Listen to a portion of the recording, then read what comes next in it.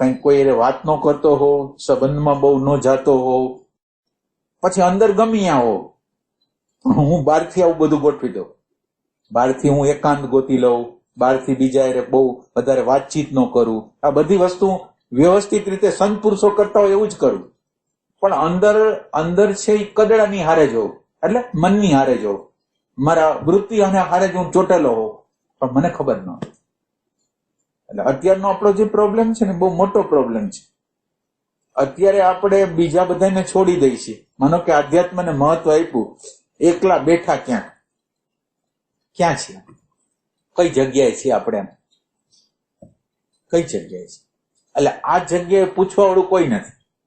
માનો કે હું એક અડધી કલાક કે કલાક એક બગીચામાં બેઠો, તો એ બગીચામાં બેઠો તો એ બગીચામાં બેઠા પછી દરેક ક્ષણની મારી આગળ ગણતરી છે કે ક્યાં હતો હું? એટલે આ ગણતરી નથી એટલે ભ્રમ છે. ગણતરી હોય તો ભ્રમ ન થાય કે હું હતો ક્યાં હતો. હાલો કલાક લગીને બેઠો તો આંખે વીંચી ગયો હતો ક્યાં? એટલે આ વસ્તુ આપણે તપાસતા નથી. આપણે તો બારની બધી વસ્તુ, માનો કે તમે અત્યારે પ્રાયોરિટી સત્સંગને આપી, માનો કે તમે આવ્યા, એ સત્સંગને જે પ્રાયોરિટી આપી એના દ્વારા તમે ઊંચા થઈ જવાના છે. સત્સંગને તમે આપ્યું એટલે તમે હવે ઊંચા થઈ જાવ. પણ તમે સત્સંગ, સાચો સત્સંગ કોને કયો?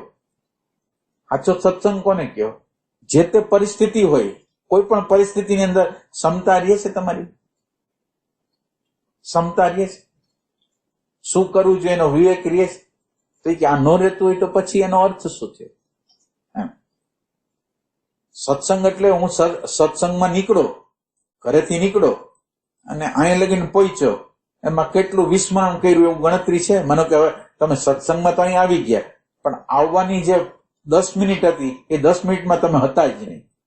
તો તમે આનો ગર્વ કેવી રીતે લેવો સત્સંગનો? અત્યારે એવું નહીં થાય એની શું ખાતરી છે? અત્યારે તમે એ જ કરી રહ્યા હો. એટલે સવાલ એ છે કે ઘરેથી નીકળ્યા અને સત એટલે સતનો સંગ, એટલે સત અંદર જે હોવાપણું છે, રિયલાઇઝ છે, એની સાથે મારું કનેક્શન કેટલું કર્યું મેં? એ તો જરૂરી છે.